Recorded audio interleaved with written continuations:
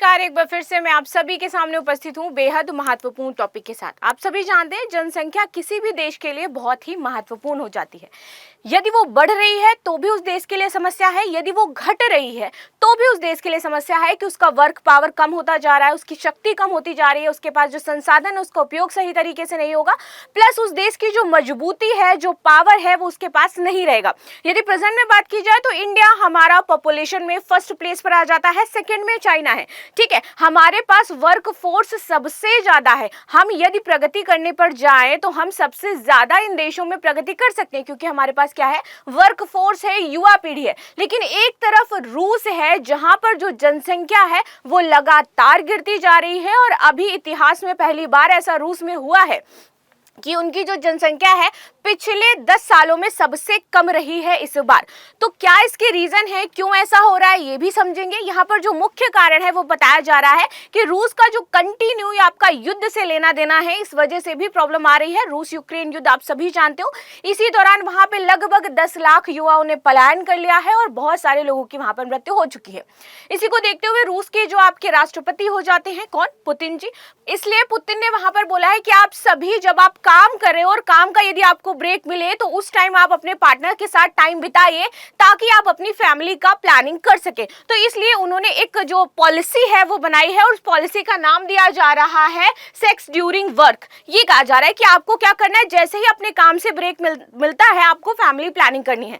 इसके लिए साथ ही साथ यहाँ पर बोला गया है कि जो भी 24 साल की एज में अपनी पहली संतान यदि पैदा करता है, इवन यहाँ पर एज भी घटा दी गई है। बोला गया है यहाँ पर महिलाओं से कि आप 19 साल की एज में बच्चों को पैदा करिए और अपनी फैमिली की प्लानिंग करिए। तो बहुत सारे जो सामाजिक कार्यकर्ता हैं उनका कहना है कि महिलाओं को यहाँ पर एज ये देखा जा रहा है कि वो सिर्फ फैमिली प्लानिंग करने के लिए है, उनकी स्वतंत्रता को छीना जा रहा है। तो ये सारी बातें भी यहाँ पर कही जा रही हैं।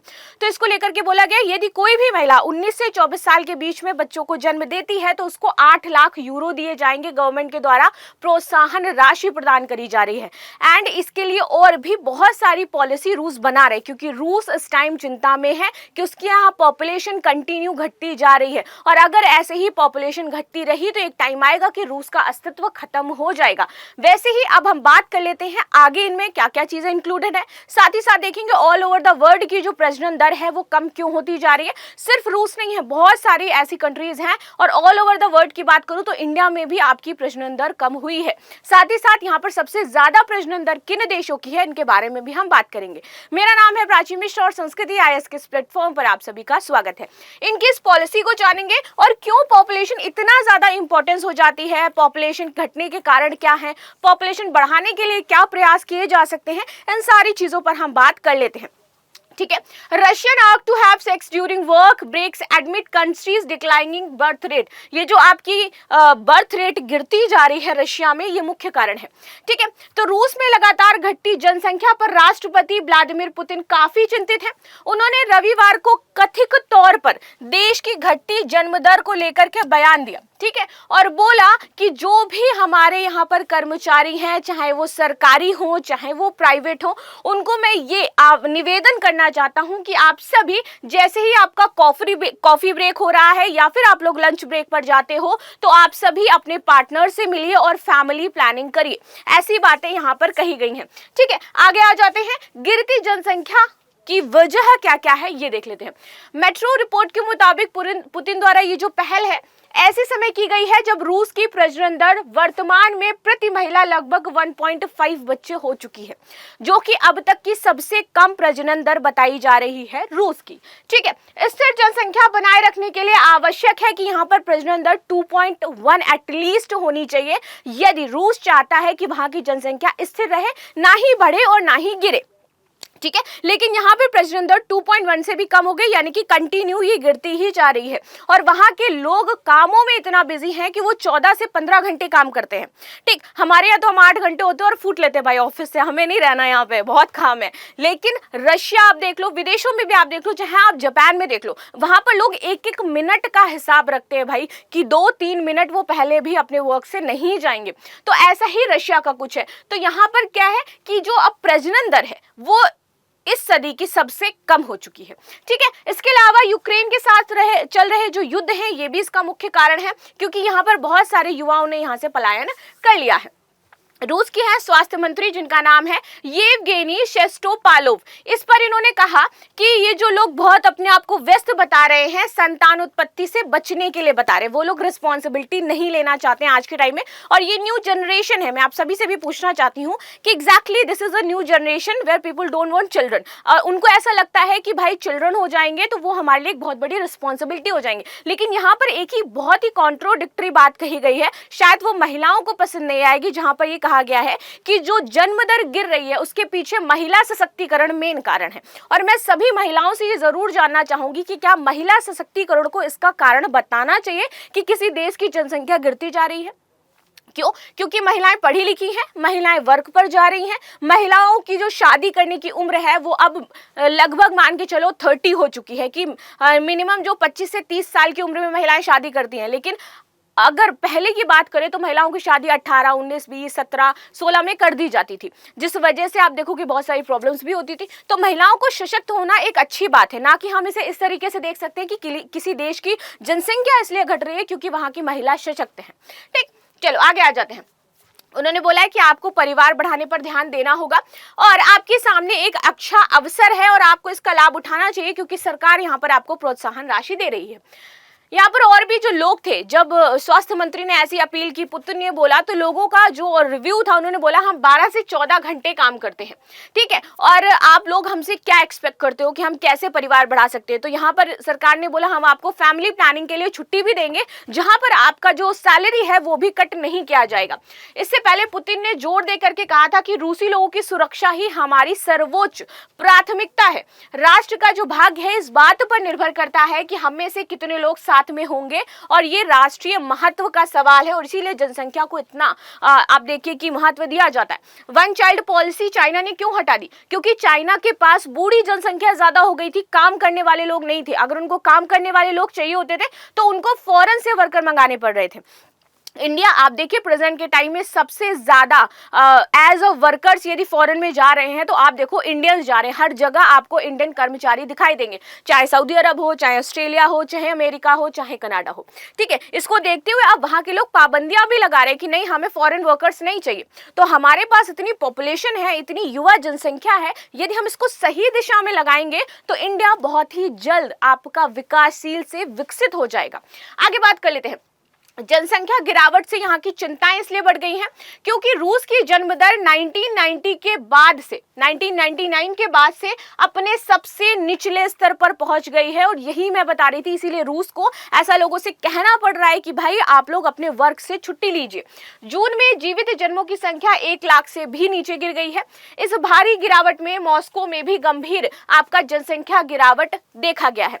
जनवरी से यदि जून 2024 की बात करी जाए तो पिछले साल की इसी अवधि की तुलना में 16,000 कम बच्चे पैदा हुए हैं। यदि देखिए एक महीने में 16,000 आपकी जनसंख्या गिर रही है तो आप ये नोटिस कर पाओगे कि साल भर में आपकी जनसंख्या कितनी कम होती जा रही है। अगर रूस के पास वर्किंग पॉपुलेशन नहीं होगी, ऑलरेडी आप देखोगे कि रूस के पास बहुत ज्यादा वैसे संसाधन नहीं है कि वो अपना काम चला सके। उसके पास आपको ज्यादा कुछ देखने को मिले क्योंकि ग्लेशियर्स हो जाते हैं, एक साइड पूरा भाग उसका ढका हुआ है। प्राकृतिक संसाधनों की उसके पास बहुत ज्यादा चीजें हैं नहीं, कमी है। तो यहाँ पे कहा जा रहा है कि जब उसके पास एक तो प्राकृतिक संसाधनों की भी कमी है, दूसरे जनसंख्या की भी कमी हो जाएगी, तो वर्किंग और वर्क पॉपुलेशन कहाँ जाएगी बेचारी? तो वहां पर तो चीजें रहेंगी नहीं। ठीक है, जनसंख्या में 18% की वृद्धि से यह गिरावट और भी बढ़ जाएगी तथा 2024 की यदि बात करें तो पिछले वर्ष की तुलना में 49,000 अधिक मौतों से यहाँ पर काफी चिंता बढ़ भी गई है। और यहाँ पर जो है एक साल में लगभग 50,000 लोगों की मृत्यु हो गई है और संघर्ष के कारण लगभग 10 लाख लोगों ने यूक्रेन को छोड़ दिया है, विस्थापित होकर के दूसरे देश चले गए हैं। अब रूस की घटती जनदर को लेकर के सरकार ने क्या कदम उठाए हैं ये भी देख लेते हैं। और कोई भी यदि गवर्नमेंट है, चाहे वो मैं इंडिया की बात करूं, इंडिया में वन चाइल्ड पॉलिसी लागू करने की बात की जा रही है। 2 चाइल्ड पॉलिसी आपके बहुत सारे स्टेट्स में लागू है। लाइक उत्तर प्रदेश की यदि बात की जाए तो वहां पर 2 चाइल्ड पॉलिसी आपकी आ जाती है। 2 चाइल्ड में आपको ये योजनाओं का लाभ मिलेगा, तीसरा चाइल्ड है तो नहीं मिलेगा। ठीक है, तो इस तरीके से हर एक स्टेट और हर एक आप देखोगे कि जो देश है वो अपने लिए बनाता है पॉलिसी को लेकर के, जनसंख्या पॉलिसी आपकी मॉडिफाई करता रहता है। भारत में 2 पॉलिसी शायद जल्द ही हमें देखने को मिल जाए। चाइना ने अपनी 1 चाइल्ड पॉलिसी हटा दी, रीजन बूढ़ी जनसंख्या थी। हमारे पास यदि हम ज़्यादा जनसंख्या है तो एक टाइम हमारा भी आएगा कि हमारे यहाँ पर बूढ़े लोग भी ज़्यादा होंगे, तो उस टाइम सरकार फिर अपने प्लान चेंज करेगी। ठीक, अब देखते हैं यहाँ पर ये क्या प्रयास करें। इन्होंने निःशुल्क प्रजनन जांच करवा दी है सभी के लिए। जो 18 से 40 वर्ष की महिलाएं हैं उनको प्रोत्साहित करने के लिए कि वो ज्यादा से ज्यादा बच्चों को जन्म दे। यहाँ पर जो आपकी जांच है वो पूरी तरीके से निःशुल्क है। नियोक्ताओं पर यहाँ पर दबाव डाला जा रहा है। संसद त्याना बुस्तकाया ने भर्ती कार्ताओं पर दबाव डालने के लिए एक योजना प्रस्तावित की है ताकि वे अपनी महिला कर्मचारियों को बच्चा पैदा करने के लिए प्रोत्साहित कर सके। तो जब भी कोई नया यहाँ पर आ रहा है, नई जगह ज्वाइन कर रहा है, तो उनके ऊपर भी प्रेशराइज डाला जा रहा है कि भाई आपको हम दे रहे हैं छुट्टी, हम आपको लंच ब्रेक दे रहे हैं, हम आपको कॉफी ब्रेक दे रहे हैं, आप जाइए और अपने पार्टनर से मिले जाकर के, प्रोत्साहन दिया जा रहा है। यहाँ पर 24 वर्ष से कम आयु की महिलाओं को उनके पहले बच्चे के लिए 8,500 पाउंड की राशि दी जा रही है, जो लगभग यदि मैं इंडिया की बात करूं तो आपकी लाख के आसपास पड़ती है जाकर के। गर्भपात पर पूरी तरीके से प्रतिबंध लगा दिया गया है पूरे रूस में कि कोई भी गर्भपात नहीं करवा सकता है। राजनीतिक अन्ना कुजेनसोवा ने भी महिलाओं से कम उम्र में ही बच्चा पैदा करने के लिए कहा है और उन्होंने बोला है कि आप 19 से 20 साल की एज में अपना पहला बच्चा पैदा कर लीजिए। साथ ही साथ यहाँ पर तलाक की जो प्रक्रिया है उसको जटिल कर दिया गया। उनका कहना था कि तलाक लोग ज्यादा ले रहे हैं, इजी प्रोसेस था, अलग हो जा रहे हैं तो ऑब्वियसली वो आगे फैमिली प्लानिंग नहीं कर पाएंगे। लेकिन यदि तलाक की प्रक्रिया कठिन हो जाएगी तो ये लोग क्या है, साथ में रहेंगे और फैमिली प्लानिंग कर पाएंगे। तो इसी तरीके से बहुत सारी आपकी नीतियां बनाई गई हैं। लेकिन यहाँ पर ये बोला जा रहा है कि विशेष रूप से महिलाओं के लिए और रूस के सामाजिक ताने बाने की यदि बात की जाए तो यहाँ पर महिलाओं को क्या किया जा रहा है, पूरी तरीके से एक बच्चा पैदा करने की मशीन बनाया जा रहा है। और साथ ही साथ आपके जो आंकड़े दिखाई देते हैं आपको देखने को मिलेंगे, यहाँ पर बोला जाता है कि किसी भी देश की यदि जनसंख्या कम हो रही है तो वहां पर महिला सशक्तिकरण को मतलब पर्सनली टारगेट किया जा रहा है। ये कहा जा रहा है कि भाई महिला इतनी ज्यादा सशक्त हो गई हैं, उनको अच्छा नहीं लगता है, वो वर्किंग है, उनके पास टाइम नहीं है, इसलिए वो उस तरीके से काम कर रही है। अब हम इंटरनेशनल लेवल पर देख लेते हैं कि कहां पर कितना आपका टोटल फर्टिलिटी रेट है। 2024 का यहाँ पर फर्टिलिटी रेट दिया गया है यूनाइटेड नेशन पॉपुलेशन के द्वारा और 2022 का यहाँ पर दिया गया है वर्ल्ड बैंक के द्वारा। यहाँ पर आपको चीजें सेम ही देखने को मिलेंगी। टॉप 10 कंट्री में ज्यादा कुछ बदलाव है नहीं। पहले में आपका नाइजीरिया आ जाता है जहां पर प्रति महिला जो है वो लगभग 6 बच्चे पैदा करती है, 6.6। इसके बाद 4 आ जाता है जहां पर 6 बच्चे हैं। DR कांगो आ जाता है, इसके बाद 6 बच्चे हैं। सोमालिया में भी 6 है, फिर उसके बाद सेंट्रल अफ्रीका रिपब्लिक 5.7, माली में 5.7 है, अंगोला में 5 है, नाइजीरिया में 5 है, बुरुंडी में 4.8 है और बेनिन में आपके 4.7 है। उसी तरीके से सेम इन्होंने भी अपना डेटा दे रखा है। तो आप देखिए कि ये आपको अफ्रीकन कंट्री ही मोस्टली देखने को मिलेंगी जहां पर ये जो फर्टिलिटी रेट है वो बहुत ज्यादा है। आप देखेंगे डिक्लाइन किस प्रकार से आया है सभी देशों में धीरे धीरे। 1950 के बाद से कंटिन्यू हमें डिक्लाइन देखने को मिल रहा है पॉपुलेशन में। ठीक है, पॉपुलेशन में कंटिन्यू डिक्लाइन आ रहा है। उसके बाद 1975, उसके बाद 2005 से 2010 सबसे ज्यादा डिक्लाइन देखा गया किसी भी कंट्री का, चाहे वो नाइजीरिया हो, यमन हो, नाइजर हो, Saudi Arabia, India, Indonesia, USA, Iran, Brazil, China, Canada, Thailand, Italy, Japan and Morocco. सभी में आप देखोगे कि डिक्लाइन रेट इतना पहुंच गया है कि पर महिला जो बच्चा पैदा करने की कैपेसिटी हो चुकी है दैट इज 1। ठीक है, यानी कि प्रेगनेंसी कंसीव करने में भी प्रॉब्लम आ रही है यहाँ पर लोगों को। तो इस तरीके से डिक्लाइनिंग रेट आपको देखने को मिलेगा कि पहले 8 था, फिर 7 हुआ। इंडिया आपका 6 पे था, कब 1975 से 80 के बीच में।